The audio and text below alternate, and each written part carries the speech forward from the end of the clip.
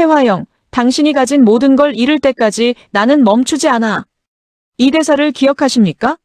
오장미가 외쳤던 그 복수의 선언이요. 그런데 여러분, 42회를 보고 나니 소름이 돋습니다.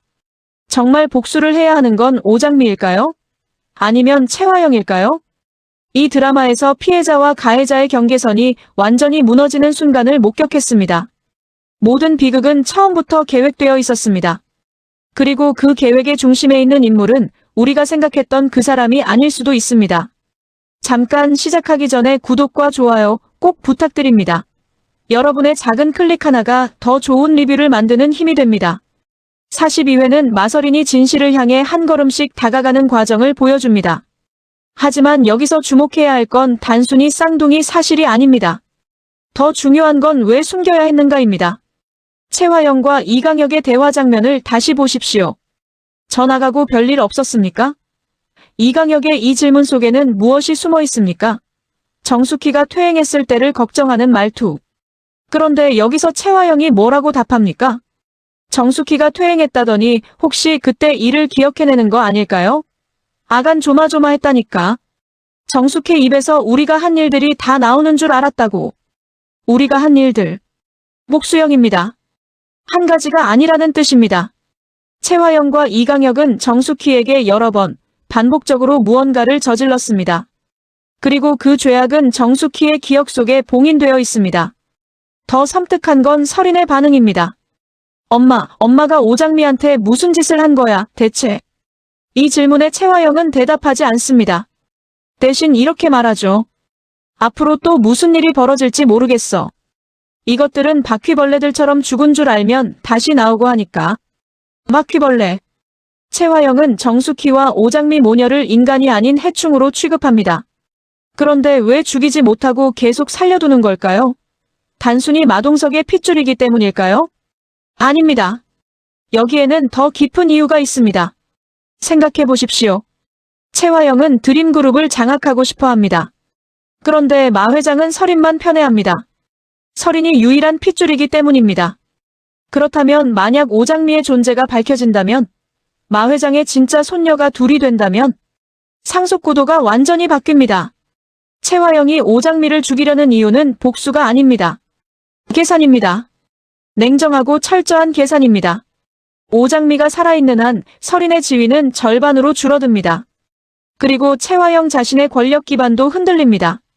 이건 모성애의 문제가 아닙니다. 욕망의 문제입니다. 강백호가 블랙박스를 다시 확인했을 때 발견한 사실. 복길이는 차에 부딪히기 전 이미 머리에서 피를 흘리고 있었습니다. 그리고 도로 한가운데 누워 있었습니다. 누가 그를 때렸을까요? 설인의 엄마 정숙희는 몽타주를 보고 무섭다며 소리를 질렀습니다. 그리고 그 몽타주는 이강혁 비서실장과 닮아 있었습니다. 여러분, 이강혁은 누구입니까? 최화영의 신복입니다. 최화영을 위해서라면 지옥 끝까지 따라갈 충실한 개입니다. 그가 최화영의 명령을 받고 복길이를 죽였을 가능성은 얼마나 될까요? 하지만 여기서 한 가지 의문이 생깁니다. 왜 교통사고로 위장했을까요? 단순히 살인을 숨기기 위해서일까요?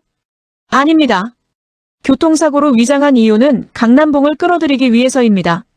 강남봉에 그 차를 몰았습니다. 우연일까요? 그날 그 시간에 그 장소에 복길이 누워있던 것이요?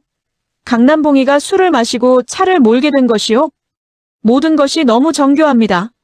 마치 누군가 각본을 쓴 것처럼 말입니다. 슈퍼마켓 CCTV에서 이강혁이 소주를 샀다는 증거가 나왔습니다. 왜 이강혁이 그날 거기서 술을 샀을까요? 자신이 마시기 위해서였을까요? 아닙니다. 복길에게 뿌리기 위해서였습니다. 복길이를 술에 취하게 만들어 도로에 누워있게 한 다음 강남봉이가 오기를 기다렸던 것입니다. 그렇다면 강남봉이를 그 길로 오게 만든 건 누구일까요? 최화영입니다. 최화영은 드림그룹을 손에 넣기 위해 복길이를 제거해야 했습니다. 하지만 단순한 살인으로는 충분하지 않았습니다. 완벽한 알리바이가 필요했습니다. 그래서 교통사고를 위장했고 강남봉이를 가해자로 만들었습니다. 왜 하필 강남봉의 아들일까요? 여기서 우리는 최화영과 강남봉의 과거를 떠올려야 합니다. 젊은 시절 환상의 책받침녀, 모두의 여신이던 화영. 강남봉은 한영자와 결혼했지만 아마도 화영을 잊지 못했을 것입니다. 최화영은 강남봉의 그 감정을 알고 있습니다. 그리고 그걸 이용하려 합니다. 강남봉을 가해자로 만들어 강남봉을 자신의 편으로 끌어들이는 것. 이것이 최화영의 더 큰 그림입니다. 복길의 죽음은 단순한 살인이 아닙니다. 드림그룹 장악을 위한 첫 번째 수순입니다. 그리고 강남봉을 무너뜨리기 위한 복선입니다. 정숙희는 불의의 사고로 5세의 지능으로 퇴행했다고 합니다. 하지만 정말 사고였을까요? 최화영과 이강혁의 대화를 다시 들어보십시오. 정숙이 입에서 우리가 한 일들이 다 나오는 줄 알았다고. 그들이 한 일들. 목수형입니다. 그리고 그 일들은 정숙희가 기억하면 안 되는 일들입니다. 왜 기억하면 안 될까요? 정숙희는 사법시험 1차 합격자로 영민한 두뇌의 지성미를 갖췄던 여성이었습니다. 마동석을 사랑했고 쌍둥이를 낳았습니다. 그리고 어느 날 갑자기 퇴행했습니다. 이 타이밍이 우연일 수 있을까요? 마동석이 실종되기 전일까요? 후일까요? 드라마는 정확한 시점을 말하지 않습니다. 하지만 논리적으로 추론해봅시다. 만약 정숙희가 먼저 퇴행했다면 마동석은 정숙희를 두고 떠나지 않았을 것입니다. 그는 인정 많고 누구에게나 따스한 남자였으니까요. 반대로 마동석이 먼저 사라졌다면 정숙희는 쌍둥이를 데리고 그를 찾아다녔을 것입니다. 법적 지식도 있고 영민한 두뇌도 가진 그녀가 가만히 앉아 있었을 리 없습니다. 그렇다면 정답은 하나입니다. 정숙희의 퇴행과 마동석의 실종은 동시에 또는 거의 비슷한 시기에 일어났다는 것입니다. 그리고 그 두 사건을 연결하는 고리는 최화영입니다. 최화영은 마동석을 제거했습니다. 하지만 정숙희가 살아있는 한 진실이 밝혀질 위험이 있었습니다. 특히 정숙희가 법적 지식을 가진 똑똑한 여성이라면 더욱 위험했습니다. 그래서 최화영은 정숙희도 제거하려 했습니다. 하지만 완전히 죽이지는 못했습니다. 왜냐하면 쌍둥이 중 한 명, 설인을 자신의 딸로 키우기 위해 정숙희가 필요했기 때문입니다. 설인이 마 회장의 친손녀라는 사실을 증명하려면 친모가 필요합니다. 정숙희를 죽이면 그 증거가 사라집니다.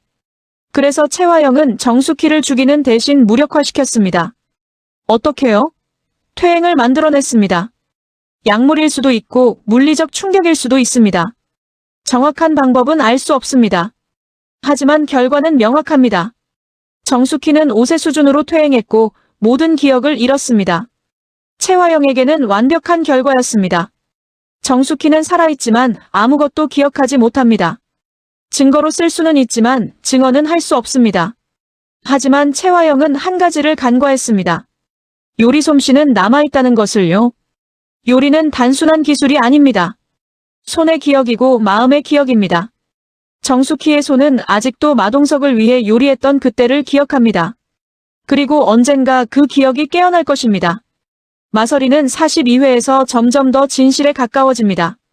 유전자 검사를 하겠다고 결심하고 엄마 최화영을 의심하기 시작합니다. 엄마 얼굴 보는 것도 끔찍해. 이 대사가 의미하는 건 무엇일까요? 단순히 엄마가 무서워서일까요?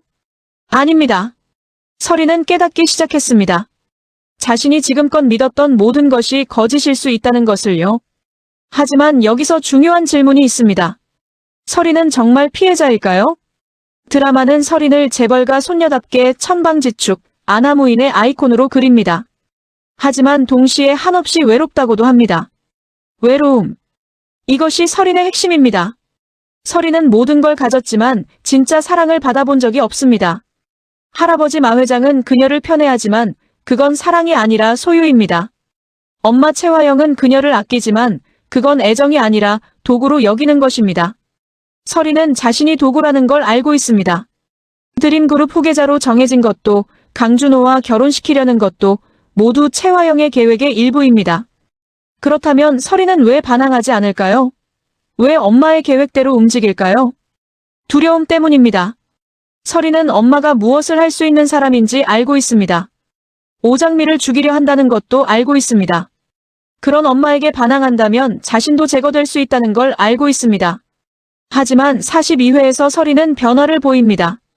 유전자 검사를 하겠다는 결심, 진실을 알아내겠다는 의지. 이것은 설인의 반란의 시작입니다. 그런데 여기서 한 가지 의문이 듭니다. 설인이 진실을 알게 되면 어떻게 될까요? 자신이 오장미와 쌍둥이라는 것을, 친엄마가 정숙희라는 것을, 채화영이 모든 것을 빼앗아갔다는 것을 알게 된다면 설이는 채화영 편에 설까요? 오장미 편에 설까요? 드라마는 아직 답을 주지 않습니다. 하지만 힌트는 있습니다. 설이는 강준호를 사랑합니다. 추워 보이는 뒷모습이 나를 빼닮아 더 마음이 간다. 자신과 비슷한 외로움을 가진 사람에게 끌립니다. 그리고 강준호는 오장미를 사랑합니다. 이 삼각관계는 단순한 로맨스가 아닙니다. 선택의 기로입니다. 설인이 강준호를 선택한다면 오장미와 경쟁해야 합니다. 하지만 오장미가 쌍둥이 언니라는 걸 알게 된다면 설인은 사랑과 혈육 사이에서 선택해야 합니다. 그리고 그 선택이 설인의 정체성을 결정할 것입니다. 채화영의 딸로 남을 것인가, 정숙희의 딸로 돌아갈 것인가. 이강혁은 채화영을 찐으로 사랑합니다. 감히 화영의 그림자도 못 밟을 정도로 화영을 존경하고 경외합니다. 하지만 이것은 사랑일까요? 광기일까요? 정상적인 사랑은 상대를 인간으로 봅니다. 하지만 이강혁은 채화영을 여신으로 받들어 모십니다. 인간이 아닌 신으로 여깁니다. 이것은 위험합니다. 신은 죄가 없습니다. 신이 하는 일은 모두 정당합니다. 그렇다면 채화영이 살인을 명령해도 이강혁에게는 그것이 정의입니다. 이강혁은 채화영을 위해 마동석을 죽였을 가능성이 큽니다. 그리고 앞으로도 채화영이 명령한다면 누구든 죽일 것입니다. 오장미도 정숙희도 심지어 설인도요. 하지만 여기서 한 가지 질문이 생깁니다. 이강혁은 정말 채화영만을 위해 움직일까요? 이강혁에게도 욕망이 있습니다. 채화영을 갖고 싶다는 욕망입니다. 하지만 그는 감히 화영의 그림자도 못 밟을 정도라고 스스로를 제한합니다. 왜일까요? 열등감 때문입니다. 이강혁은 자신이 채화영과 어울리지 않는다고 생각합니다. 비서일 뿐이라고, 하인일 뿐이라고 여깁니다. 하지만 만약 채화영이 모든 것을 잃는다면 드림그룹을 잃고 마 회장의 며느리 자리를 잃고 설인마저 잃는다면 그때 이강혁은 채화영과 대등해집니다. 아니, 오히려 우위에 설 수도 있습니다. 왜냐하면 그때 채화영을 지켜줄 수 있는 사람은 이강혁뿐이기 때문입니다. 이강혁은 채화영이 무너지기를 바랄 수도 있습니다. 물론 완전히 파멸하는 것이 아니라 자신에게 의지할 정도로만요. 이것이 이강혁의 진짜 욕망입니다. 채화영을 구원자로서 소유하는 것입니다. 그렇다면 이강혁은 채화영의 편일까요? 아니면 자신의 편일까요? 아직은 알 수 없습니다. 하지만 언젠가 이강혁은 선택해야 할 것입니다. 채화영의 명령을 따를 것인가, 아니면 자신의 욕망을 따를 것인가. 그리고 그 선택이 드라마의 결말을 바꿀 수도 있습니다. 강백호와 강준호는 오장미를 두고 경쟁합니다. 하지만 이것은 단순한 삼각관계가 아닙니다. 백호는 해피바이러스 전파자, 인류에 충만한 휴머니스트입니다. 반면 준호는 차갑고 치밀한 계산 아래 사는 완벽남, 얼음장 같은 사람입니다. 정반대의 성격. 하지만 같은 여자를 사랑합니다. 왜일까요? 오장미는 두 형제가 각각 필요로 하는 것을 가지고 있기 때문입니다. 백호는 밝고 따뜻하지만 실속이 없습니다. 무료 변론에 사기만 당하는 친구 태평 뒤치다꺼리를 합니다. 백호에게 필요한 것은 현실감입니다. 그리고 오장미는 생존력 최강의 현실파입니다. 반대로 준호는 완벽하지만 차갑습니다. 누구에게도 곁을 주지 않는 철벽남입니다. 준호에게 필요한 것은 온기입니다.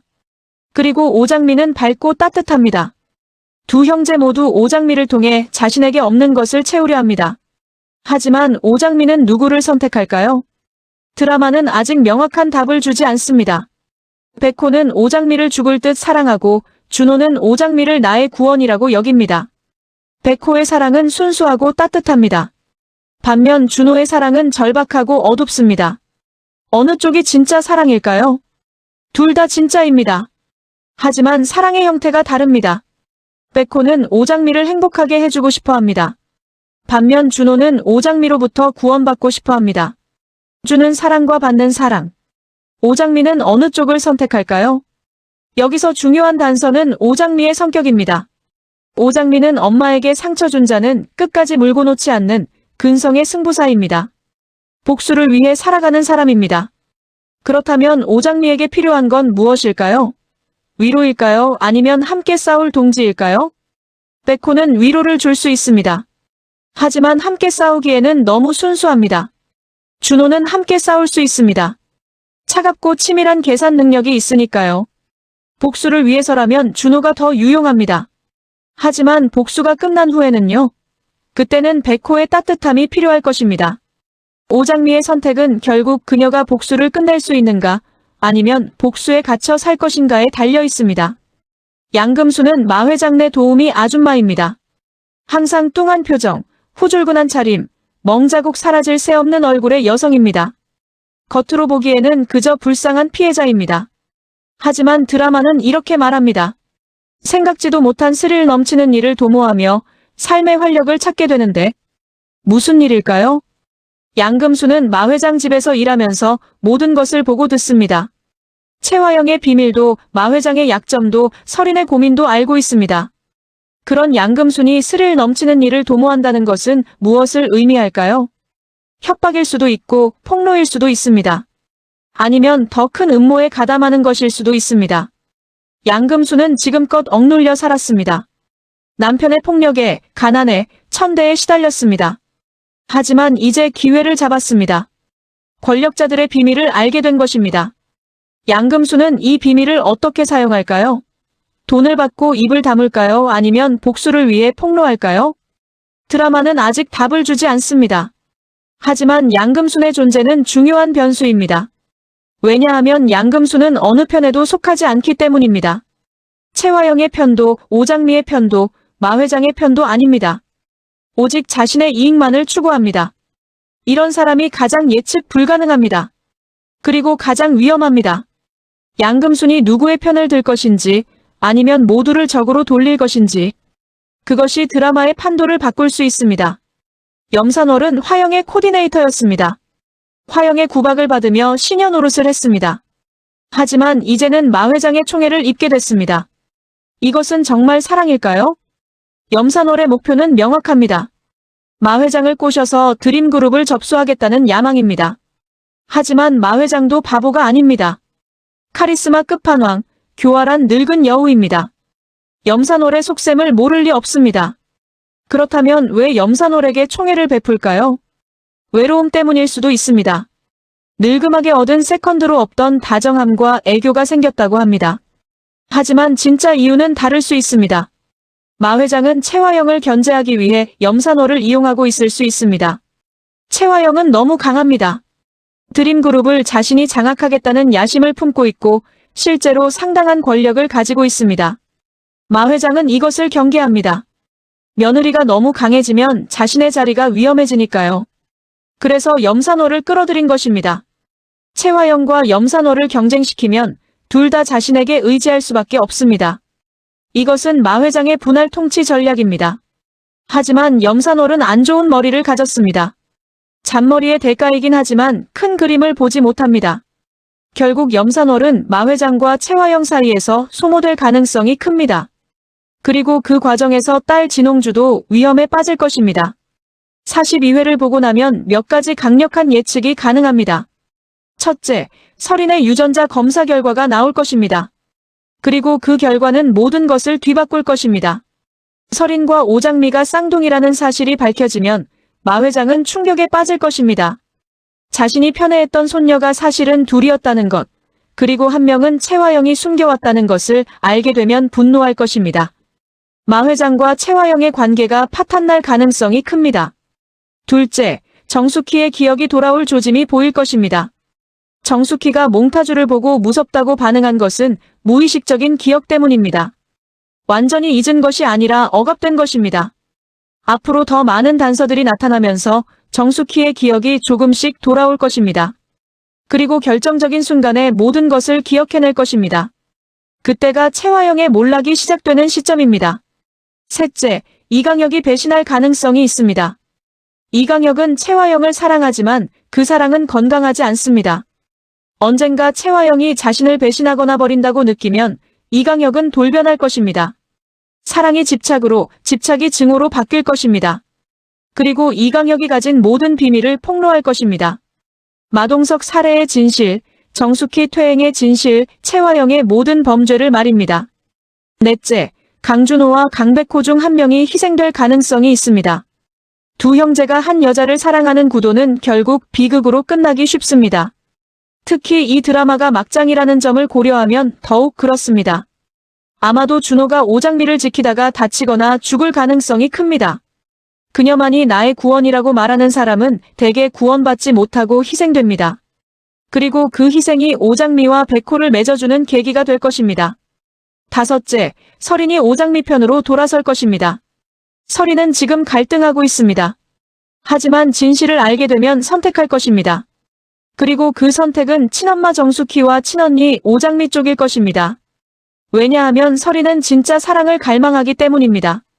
채화영은 설인을 도구로 봤지만 정숙희와 오장미는 설인을 진심으로 가족으로 받아들일 것입니다.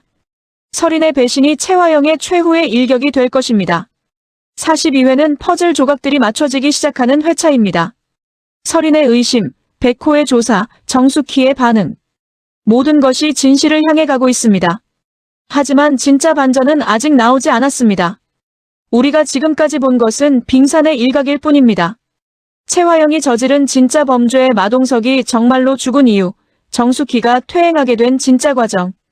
이 모든 것이 아직 밝혀지지 않았습니다. 그리고 가장 중요한 질문.